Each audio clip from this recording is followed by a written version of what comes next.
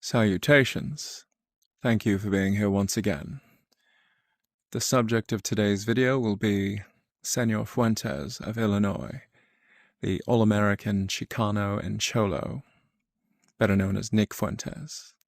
For anyone who's not familiar with those terms, a Chicano is anyone born in the United States of Mexican heritage, be it a generation ago or multiple generations ago. And Cholo often is also used as a term of endearment, but it identifies that many Latinos, especially Hispanics, will have some amount of an indigenous heritage.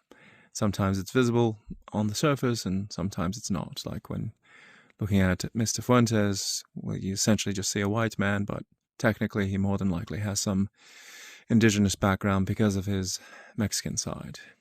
Now, despite all the controversies with him, and I can't say I know everything he's ever said. I know he's said some things that have caused scandal, but it's his right to do so. Freedom of speech is supposed to be a human right.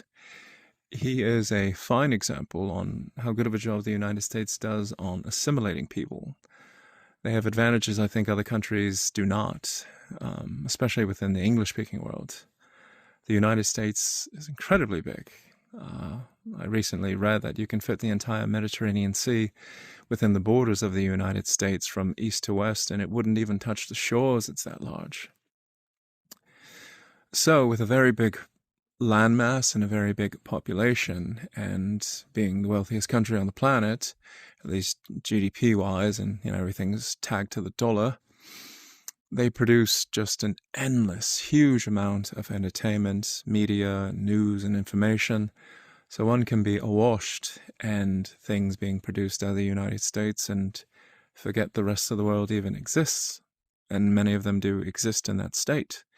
And even when they look outside the borders of the United States, it's usually to other Anglophile nations. So it's not like they're taking a very big step, but they're allowed to do so. From what I gather, the Spanish-speaking world is very much like that. There are so many Spanish-speaking countries, and they produce a lot of entertainment and music of their own, that many of them live very much in that bubble, just like the English-speaking people do as well. But back to the main point of Nick Fuentes being an example of how the United States, as an easier way of assimilating immigrant groups, is one can look to his family's heritage, as he has spoken of on many times. He has Irish heritage, Italian, Mexican, and all of them being Catholic as well.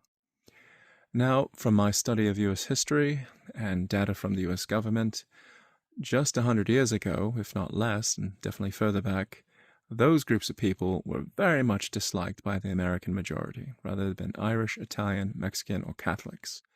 Catholicism is still a minority religion within the United States. If you go back 100 years or further back, Americans of Northern European heritage just couldn't tolerate the presence of people if they were Irish, Italian, Mexican, or Catholic. Often they might not, they would just segregate themselves as much as they could. But now in the modern day, we can see that they are fully integrated. To the point in which, if you look at data from the US, people of Italian and Irish heritage were categorized separately. One, because they were Catholic, and they just were not considered part of the white majority. And then by the 1970s or so, they just started lumping them in with with the American white majority, which exists to this day. Which begs the question, when it comes to white Hispanics or white Latinos living in the United States, or I think for Latinos born in the United States, an easier way to describe them, or to a title that would be appropriate, would be Yankee Latinos, because they are Americans. The word Yankee is synonymous with Americans. They do have a Latino heritage, so it'd just be a faster way to identify them. But for the millions of Latinos in the U.S. who identify as white, because there are many of them, you can see it even in entertainment. Joaquin Phoenix is Puerto Rican. The original Wonder Woman, Linda Carter, is also of Latino background. The professional wrestler, what's his name? Cody Rhodes, his mother's side is Latino, and there's endless other examples of Cameron Diaz, Christina Aguilera, but For these white Latinos of the United States, they are, say, ethnically European, but you could also say they're a minority group because they can identify with their Hispanic or Latino heritage. So they're a bit in the middle, and it confuses people. And another thing that confuses, say, the political left in the US is they are noticing that many American Latinos are more and more going conservative in their views and how they vote. Nick Fuentes would maybe be a more extreme example of that.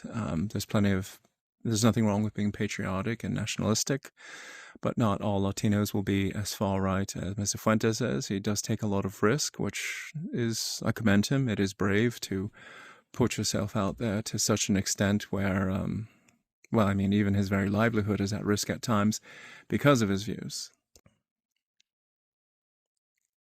So, Senor Fuentes, Nick Fuentes, is a good example that integration in the United States does happen, especially amongst groups of people who make an effort to do so.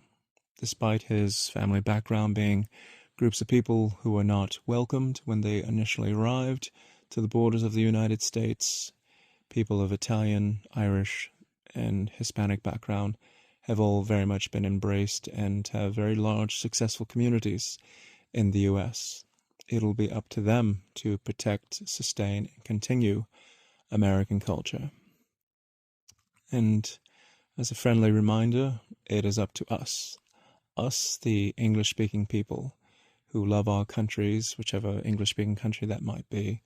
It is up to us to remind others, to inform others that we are an ethnic group, we are a culture, and we are a people who deserve a future. And that future is best sustained by protecting our traditions and habits. It doesn't have to be some great, glorious battle. Just in the smallest of ways, if you protect your culture, suggest to others to do the same, we can continue and we will have a future. As always, to the speakers of the English tongue, I am very grateful you're out there. Until next time.